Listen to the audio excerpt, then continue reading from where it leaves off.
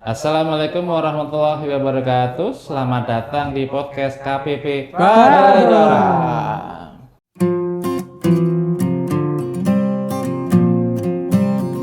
Selamat datang, selamat berjumpa kembali kawan pajak dan kami penyuluh KPP Badora dalam kegiatan podcast ya edukasi perpajakan ya dilakukan secara rutin di KPP Badora. Apa kabar nih kawan pajak pada kesempatan hari ini semoga semua dalam keadaan sehat ya. Gimana Mas Elvan, Mas Bambang sehat ya? Alhamdulillah sehat, Pak. Alhamdulillah. Baik, kembali dengan kami kawan pajak penyuluh KPP Badora. Saya Arif, ada Mas Bambang, ada Mas Elvan ya. Kawan pajak. Oke.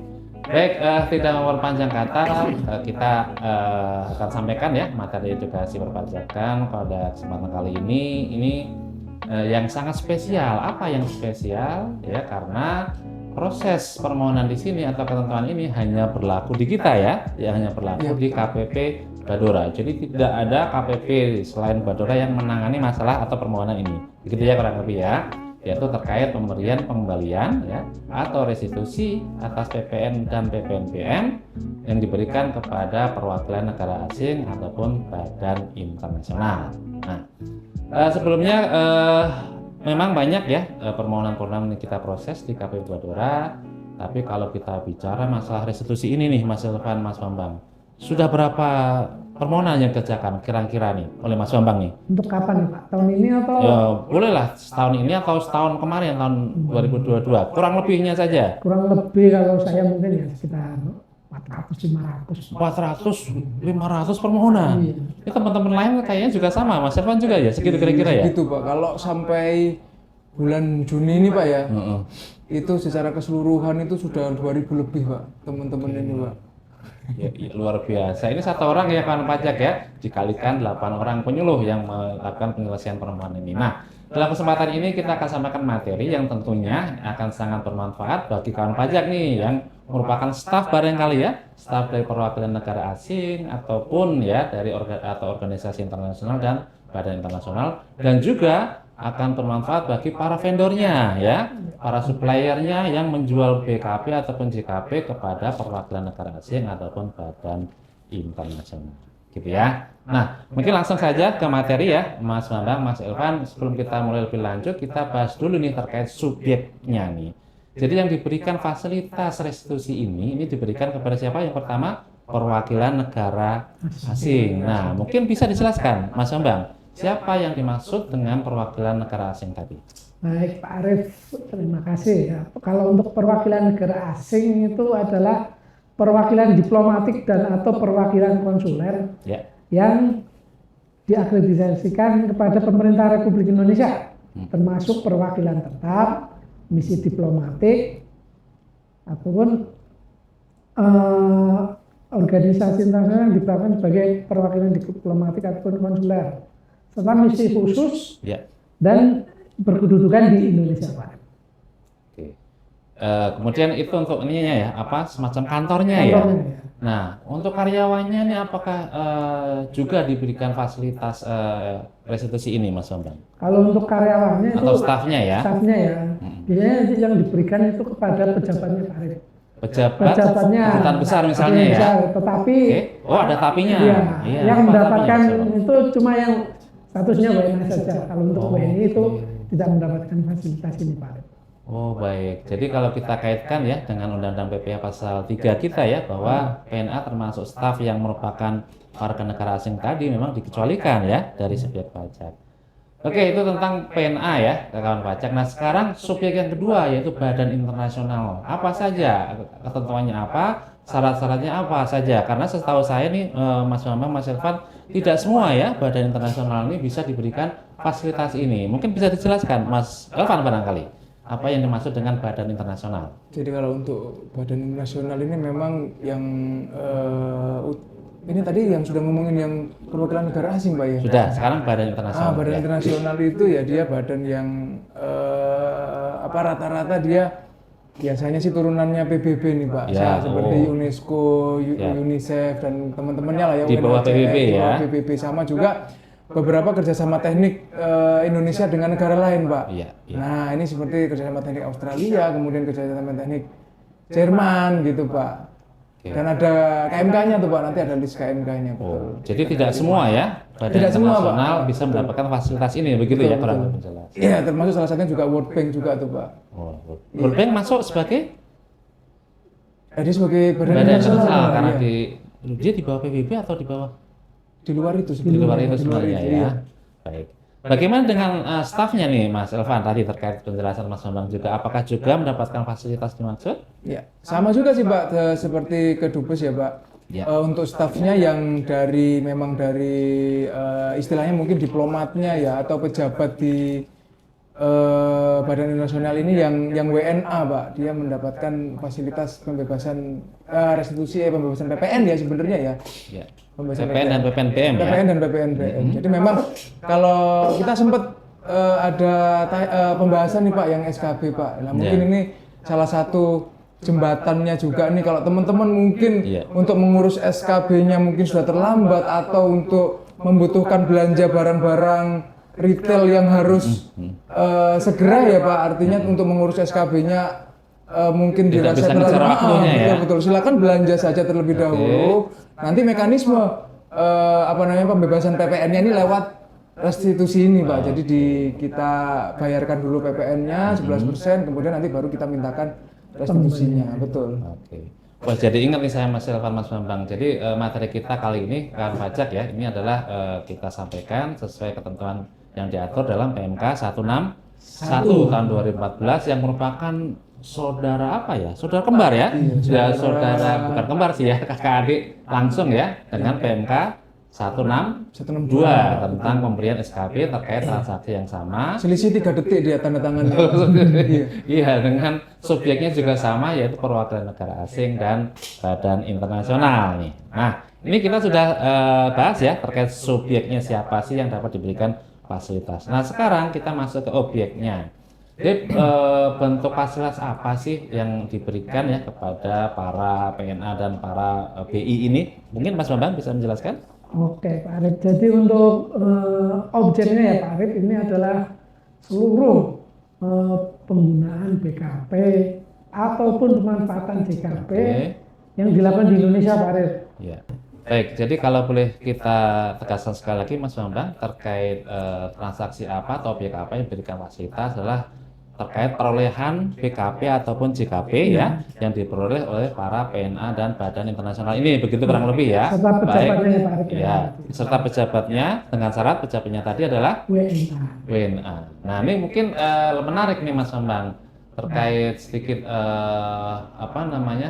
terkait staf yang merupakan WNA tadi. Mungkin dalam beberapa waktu yang lalu ada pertanyaan ya masuk di kita, apakah semua WNA yang diberikan fasilitas ini? Nah, mungkin sedikit tambahan informasi ya teman-teman, bahwa WNA yang dikecualikan dari subjek pajak ada syaratnya ya Mas Irfan ya, yaitu bahwa WNA tadi semata-mata hanya bekerja di institusi itu, di PNA atau di BI saja, karena banyak juga ya ternyata WNA staf perwakilan negara asing ataupun badan internasional tapi juga memiliki penghasilan di luar itu ya. Nah, ini yang mungkin perlu menjadi perhatian kita bersama. Jadi sekali lagi semua perolehan ya baik PKP ataupun JKP baik melalui impor ataupun penyerahan dalam negeri yang diterima atau dibayarkan oleh PNA dan PI tadi apabila sesuai ketentuan maka bisa diberikan restitusi, kurang lebih seperti itu ya. Kalau dapat fasilitas seperti penjelasan Mas Irwan tadi, permohonan SKB-nya yang seharusnya lebih simpel seharusnya ya, simpel, Pak. Tapi karena waktunya nggak kekejar barangkali ya, transaksi barang segera harus digunakan, ya harus diperoleh.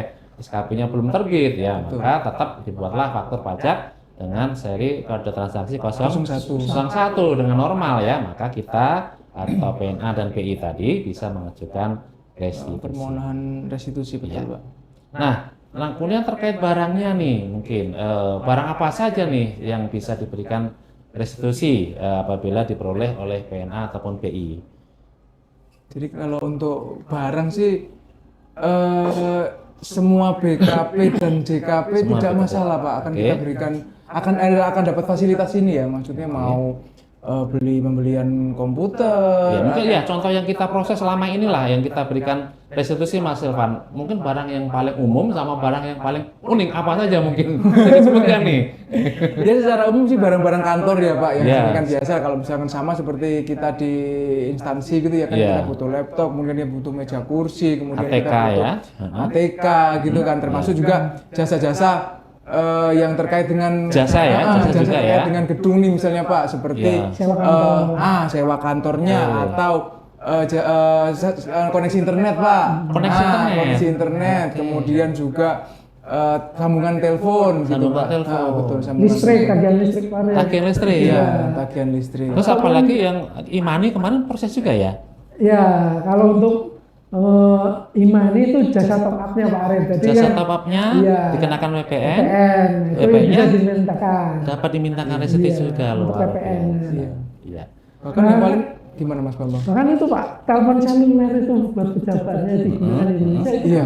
bisa dimintakan restitusi dan juga kebutuhan sehari-hari, barang sehari-hari seperti belanja di supermarket tuh Oh. yang memang sudah dipungut PPN-nya oleh Ya. pihak supermarket. Mm-mm. Selama memenuhi persyaratannya itu bisa dimintakan restitusi atau pengembalian gitu Pak. Oke. Iya, dari barang yang besar sampai barang yang kecil. Nah, kalau yang barang besar nih, terkait ini kan di aturan PMK 161 termasuk kendaraan nih. Ya. Ya. Pernah juga kita proses restitusi untuk pembelian kendaraan atau sudah di-cut dengan SKB nih selama ini pengalaman kita ya?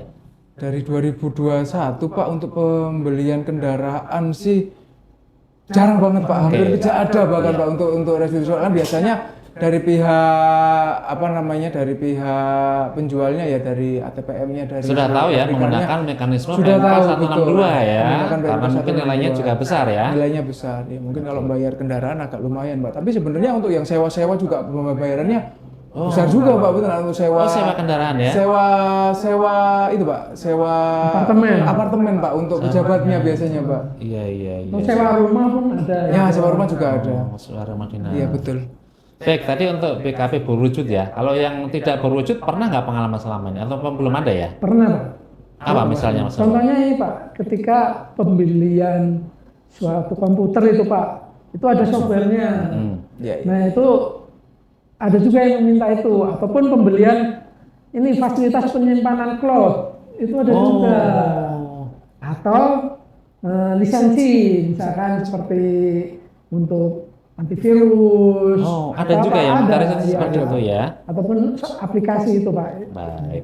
Baik, jadi pada prinsipnya ya semua jenis BKP ataupun JKP yang sudah terlanjur ya dipungut PPN karena tidak sempat membuat SKP tadi ya, maka bisa dimintakan restitusi sepanjang sudah memenuhi persyaratan yang berlaku. Nah, sekarang kalau kita tadi sudah bahas ya subjeknya, jenis transaksinya, jenis objeknya, barang dan jasanya. Sekarang terkait administrasinya nih. Ketika wajib pajak atau bukan wajib pajak ya sini ya. bukan Pak. Karena Pemohon mungkin Pak. dikecualikan dari Menerima subjek pajak, fasilitas, ya. menerima fasilitas mungkin Iya, Pak. Ya. iya.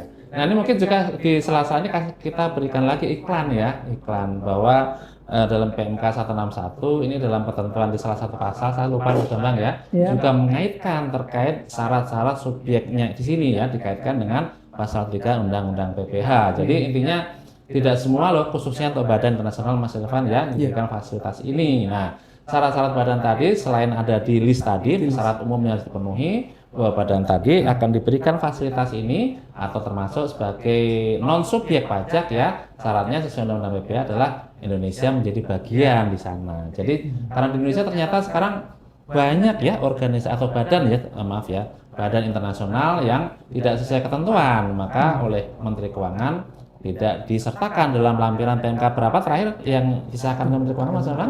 Nomor berapa ya? 156.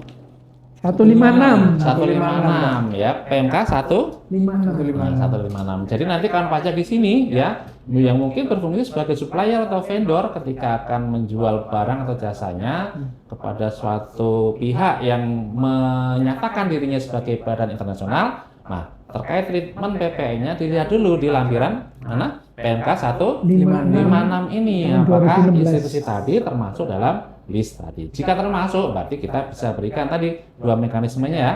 bisa tunjukkan SKP. Kalaupun SKP nggak sempat dibuat, kita tetap pungut PPN dengan faktur pajak 01. Nah, selanjutnya PNA dan PI tadi bisa mengajukan restitusi. Tetapi jika ada orang atau institusi mengaku saya badan internasional, tetapi tidak ada di dalam list PMK 156, maka kawan pajak di sini tetap harus menerbitkan faktur pajak 01. Nah, kemudian sekarang terkait teknisnya, administrasinya nih, sebelum kita bahas nih kawan pajak, karena selama ini ternyata banyak loh dari sekian ratus, sekian ribu permohonan yang sudah kita proses, banyak sekali kesalahan-kesalahan yang sifatnya jamak, intinya selalu berulang barangkali ya. Nah, nanti kita akan berikan tips ya, supaya permohonan ini bisa segera diselesaikan. Lancar gitu, lancar jaya gitu orang Novi maksudnya ya. Nah, sekarang terkait syarat-syaratnya nih untuk pengajuan restitusi ini beserta kelengkapan dokumen apa saja yang harus dipenuhi. Monggo nih Mas Irfan atau Mas Bambang nih menjelaskan. Silakan Mas Bam atau Baik. Iya, Mas Bambang. Atau bareng, Mas. Siap.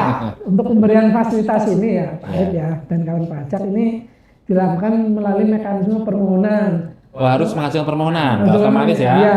harus mengajukan permohonan ya Pak Arif ya. Ya. Nah, permohonan ini ditujukan kemana?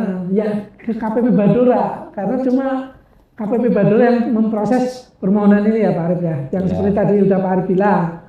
Nah, untuk PNA ataupun BI ini permohonannya itu yang pertama itu harus dilengkapi dengan surat rekomendasi. Kalau untuk PNA itu dari Kementerian Luar Negeri Pak Arif. Ya. Dan untuk badan internasional rekomendasinya itu dari Kementerian Sekretariat Negara, Kemenseknek ya. Oke. Saya ulang nih, saya potong biar kawan pajak jelas nih Mas Bambang. Jadi Baik. ketika PNA dan BI tadi akan mengajukan restitusi, maka membuat surat permohonan restitusi ditujukan kepada KPP Badora. Kepala KPP Badora, tetapi suratnya tadi serahkan ke TPT Pak. TPT langsung, tidak ke Kementerian Seknek ataupun di Kemenlu ya. Nah, iya. Oke. Tapi syaratnya itu Pak harus memiliki surat rekomendasi terlebih dahulu. Nah, ini prakteknya gimana nih? Mana yang duluan? Nah, kalau untuk prakteknya ya untuk staf PNA dan Ya, BI ini mengajukan surat rekomendasi terlebih dahulu. ya. Ya, baik ke Kemenlu ataupun Kemenseknek. Ya, Tapi biasanya kalau untuk BI ini ya Pak Arif ya, itu kan biasanya dia ada sangkutan dengan kementerian teknis lainnya nih. Ya. Biasanya mereka meminta surat pengantar ataupun surat rekomendasi dari kementerian terkait, Oke. misalkan mendapatkan dana hibah ataupun apa itu Oke. yang buat BI itu. Ya. Nah, baru dari kementerian teknis terkait itu membuat surat pengantar lah untuk meminta surat rekomendasi ke Kemenseknek. Jika sudah mendapatkan surat rekomendasi tersebut, baik dari Kemenlu ataupun Kemenseknek, baru bisa mengajukan permohonan ke KPP Badora. Nah, permohonannya itu selain surat rekomendasi juga harus dilampirkan dengan bukti pendukung ini Pak. Oh, bukti pendukung Ya. untuk mengklaim restitusi PPN yang Iya tadi. betul. Oke. Nah, paling kurang ya Pak Arif ya, itu adalah asli bukti ataupun dokumen pembayaran. Ya. Kemudian faktur pajak ataupun dokumen yang dipersamakan sebagai faktur pajak Oh, itu. dokumen lain yang dipersemakan lain. sebagai faktur pajak. Nah, Oke. dan bukti pendukung lainnya yang dimintakan oleh Kemenlu ataupun Kemenseknek. Seperti itu. Oke. Kalau dokumen lain tadi selain faktur pajak standar atau lengkap ya, Mas Elvan ya, mungkin yang selama ini kita proses berupa apa saja contohnya? macam-macam, Mbak. Apa aja itu? Tapi sebenarnya nggak terlalu macam-macam, Mbak. Cuman ya apa ya, kebanyakan ini justru supermarket, Pak. Struktur market. Iya. Saya belanja di, oh nggak boleh sebut nama merek ya. Iya. Saya belanja terus ada struknya. Minimarket, ada atau di supermarket gitu ya, hypermarket gitu, ada struknya. Itu ada Pak yang melampirkan itu. Kan di situ ada PPN-nya tuh Pak, BPP-nya Iya, iya, berapa, iya, iya, kemudian PPN-nya berapa, itu pun bisa diproses gitu. Kemudian juga yang dibersamakan tagihan telepon nih Pak, tagihan Tagihan Telkom telepon. itu kan memang dibersamakan dengan faktur pajak tuh Iya, Pak, iya, ya kan. iya, Juga tagihan internet tuh. Internet, Ya, itu iya. kan dibersamakan dengan faktur pajak. Iya. Kalau yang terkait tadi tagihan apa namanya PPN untuk tiket pesawat segala macam yang tempo hari kita proses itu apa? SKB atau restitusi ya? Restitusi Pak. Ada juga. Ada juga dari anu ya, tiket pesawat ya. Tiket pesawat pernah pesawat juga ya, pernah bisa juga dimintakan Bisa ya. juga dimintakan. Sepanjang memang di situ state di situ ada Namanya adalah staf yang merupakan WNA tadi ya, Pak Iya. ya. Atau juga ya kalau supermarket kan nggak ada namanya Pak. Pak Arif kalau belanja Oh, ke iya. supermarket emang ada namanya Arif Budi Nugroho Iya, belanja kalau beras pedagang, gitu. Pak. iya faktor pajak pedagang eceran memang tidak ada kewajiban Betul, untuk Pak. pembeli ya. Jadi memang poinnya adalah Ini tantangan kita berarti ya, iya, Mas betul, Pak. Irfan ya, untuk Tantangan kita ke depan sebenarnya ya. untuk itu. Bagaimana cara untuk ini ya? untuk supaya memastikan sesuai- bahwa itu memang Iya, iya, pembelanjaan iya, dari iya. teman-teman di PNA maupun Badan Internasional ini, Pak. Iya, Gitu. iya, Jadi apa? Untuk fasilitas ini memang demikian, Pak. Kita bisa berikan, Iya, cuman iya. ya memang harus dilengkapi. Iya. Kemudian poinnya adalah yang pertama kali teman-teman harus urus memang adalah surat rekomendasinya, Pak. Rekomendasi. Jadi memang dari faktur yang dilampirkan itu ya, entah faktur, entah Iya, kemudian iya. struk minimarket, entah bukti-bukti itu nanti akan juga dilakukan penelitian juga ya, sama teman-teman di Kementerian Kemenlu dan Kemensetnek. Iya, iya, Betul, iya, seperti iya. itu Pak. Sehingga ketika sudah mendapatkan rekomendasi, Iya. nanti barulah itu surat rekomendasi dan kelengkapannya tadi itu disampaikan ke Iya, KPP iya. Badora gitu Pak. Iya, iya. Ya mungkin sekedar info saja Mas Elvan, Mas Bambang dan kawan pajak ya. Mungkin kita pernah ikut rapat di Kemenlu, jadi ada suatu kelaziman internasional atau jenisnya ya, bahwa ada kata-kata bahwa apapun yang disampaikan ya oleh perwakilan negara asing itu selalu dianggap benar, kecuali ditemukan fakta yang sebaliknya. Sebaliknya. Jadi intinya seperti itu nih, yang pernah saya tangkap nih, mungkin kan pajak bisa kasih komen nih, apakah yang kita sampaikan itu sesuai atau mungkin ada dasar hukum dan sebagainya. Silakan nanti di ini ya. Siap-siap. Kita bahas mungkin kesempatan lain terkait ini, mungkin lah kayaknya menarik sekali. Sama satu lagi Pak Iya, mungkin yang iya. perlu Apa, disampaikan Mas Pak. Irfan? Sebenarnya kalau dari pihak Kemenlu maupun Kemensetnek sih ada batasan sebenarnya Pak. Iya. Cuman untuk perwakilan negara asing memang batasannya adalah sesuai dengan asas timbal baliknya Pak. Oh. Nah, jadi untuk minimum pembelanjaan itu ada beberapa negara yang memang ada batasan ini Pak. Misalkan belanjanya minimal adalah 2,5 juta gitu Pak ya. Oh. Itu baru kita bisa berikan fasilitas bisa dipakai Sama, kembali gitu berarti ya? Iya timbal balik artinya. Tapi ada juga yang batasannya memang 0 Pak.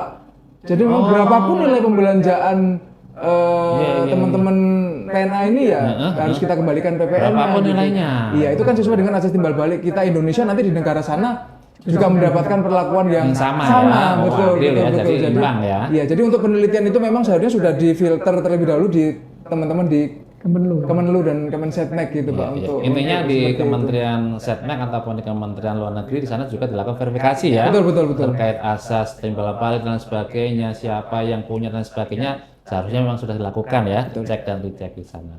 Baik, ini tentang syarat formal ya, kawan pajak dan teman-teman sekalian. Nah, sekarang terkait jangka waktu nih, kalau saya belanja kelupaan nih fakturnya, tapi saya sudah belanja 3 tahun yang lalu dan lain sebagainya. Bisa nggak dijelaskan terkait faktur pajak untuk tahun pajak masa pajak kapan sih maksimal yang bisa kita mintakan restitusi ya, bukan kita ya, oleh PNA ataupun Iya, iya. oleh BI. Mas Bambang, monggo dijelaskan. Kalau maksimal itu 1 tahun. 1 tahun ya. Jadi dalam 1 tahun ini harus kita ajukan restitusi.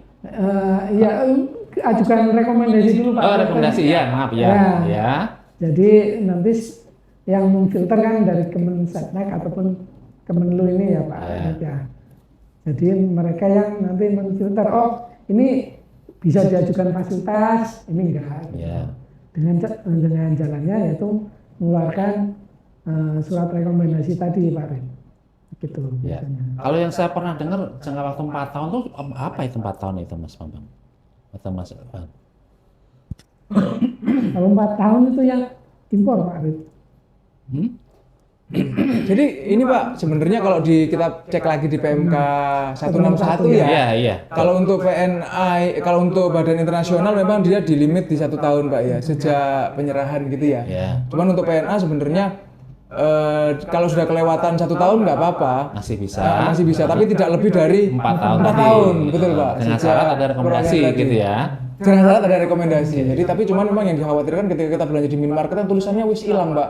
Iya. Kalau iya. sudah 4 tahun Pak, ya mungkin ya harus betul-betul dokumennya benar-benar lengkap dan jelas mestinya ya, mau 4 tahun benar-benar harus lengkap gitu, nggak ada masalah sebetulnya Pak. Oke, baik itu Pak, terkait jangka waktu ya kawan pajak ya, kapan faktur pajak tertanggal berapa sih yang bisa dimintakan restitusi baik oleh PNA ataupun oleh PI. Mungkin itu ya bukan acara ya, materi inti ya dari PMK 161 yang kita sampaikan. Mungkin sedikit sedikit tips ya kawan pajak selama ini, barangkali selama ini banyak kekeliruan, kesalahan, kekurangan dalam permohonan restitusi. Apa tips dari Mas Bambang, Mas Elvan, monggo? Baik, kalau tips dari saya sih biasanya ini Pak, sebelum mengirimkan permohonannya ke KPP Badora, ya mohon untuk dicek terlebih dahulu kelengkapannya, baik berupa bukti pembayaran ataupun faktur pajak yang dilampirkan.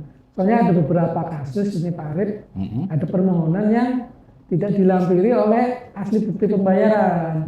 Sehingga kan ketika dilakukan penelitian, ya, kami nih sebagai penyuluh yang memproses ini ya, Pak Arif ya, sebagai penelitinya kan tidak memperoleh fakta nih apakah memang ini sudah dibayar atau belum atas PPN-nya. Sehingga apabila tidak dilampiri dengan asli bukti ataupun dokumen pembayaran, ya mohon maaf tidak kami proses, kami kembalikan biasanya. Kemudian yang faktur tadi, ya mohon fakturnya disesuaikan dengan surat rekomendasi. Jadi faktur yang ada di rekomendasi itu harus sama dengan faktur yang dilampirkan gitu ya Pak Arif. Soalnya pernah saya meneliti di rekomendasi fakturnya bilang misalnya nomornya 01, ternyata yang dilampirkan adalah 07, sehingga tidak disesuaikan ya Pak Arif.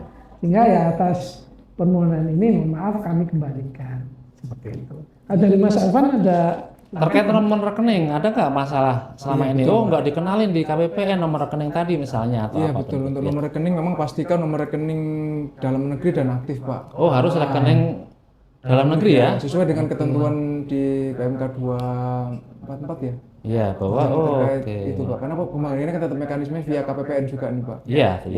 Dan mungkin nanti yang mungkin agak perlu disampaikan juga Pak, ini terkait prosesnya nih di Badora. Berapa hari nih Pak? Betul. Iya. Teman-teman kan masih bertanya-tanya nih ya kan. Kalau saya udah masukin berkas lengkap kapan nih? Apakah 3 jam cair atau gimana gitu Pak? Kayak pinjaman tunai aja Pak ya, 1 jam cair gitu. Jadi kalau di proses di kami 30 hari akan keluar namanya SKPLB itu Pak. Kemudian setelah SKPLB maka kita proses lagi pencairannya Pak melalui KPPN. Jadi maksimal dari surat permohonan yang disampaikan ke Badora adalah 60 hari seperti itu Mas Bambang ya. Tapi selama ini sih kita ekspres ya Mas Bambang ya. Rata-rata kita 1,5 bulan saja sudah masuk ke rekening teman-teman Pak. Sama satu lagi Pak, ini ada titipan juga nih dari teman-teman KI Pak. Segala pelayanan terkait restitusi ini tidak dipungut biaya, betul. Jadi kalau misalkan malah memberikan gratifikasi malah nggak diproses mungkin Mas Bambang ya. Nah, gitu Pak Arif ya. Jadi teman-teman tidak perlu ada biaya tambahan terkait ini, sama sekali tidak ada. Silakan sampaikan permohonan lengkap, jika lengkap memang akan kita berikan pengembaliannya gitu Pak. Iya. Wah, ini yang disampaikan Mas Elvan sangat tepat sekali, sangat sesuai ya dengan apa yang menjadi tugas kita. Tadi sebut-sebut masalah eksekutif, masalah KI atau KI, jadi pengen pulang gitu ya naik kereta eksekutif yang kemarin saya cukup ini ya, cukup enak, cukup lega dan nyaman sekali. Baik kawan pajak, mungkin itu ya kita sampaikan ya Mas Elvan, Mas Bambang terkait materi kita hari ini. Kita ingatkan bahwa semua pelayanan yang kita berikan ya tidak dipungut biaya. Dan mohon kawan pajak untuk tidak memberikan apapun itu termasuk gratifikasi atas pekerjaan yang kita lakukan. Sebelum kita tutup ya, mungkin jangan lupa para kawan pajak untuk selalu mengikuti medsos ya yang kita miliki, yaitu di IG kita ya di @pajak.badora, kemudian YouTube kita, YouTube KPP Badora dan juga Twitter. Apabila ada pertanyaan lebih lanjut, monggo silakan datang langsung, boleh mau melalui helpdesk juga dipersilakan dengan nomor berapa Mas Bambang? 0811 ya 33053. Iya. Baik, demikian yang kita sampaikan. Mudah-mudahan apa yang kita sampaikan bisa membawa manfaat. Terima kasih ya untuk ikut serta di kegiatan kita. Sampai jumpa di podcast kita selanjutnya dan IG Live kita berikutnya. Pantengin terus medsos kami ya kawan pajak. Oke, itu kita ucapkan terima kasih dan sampai jumpa. Sampai jumpa. Assalamualaikum warahmatullahi wabarakatuh. Waalaikumsalam. Terima kasih Salam atas sehat, waktunya. kawan baca Terima semua. kasih.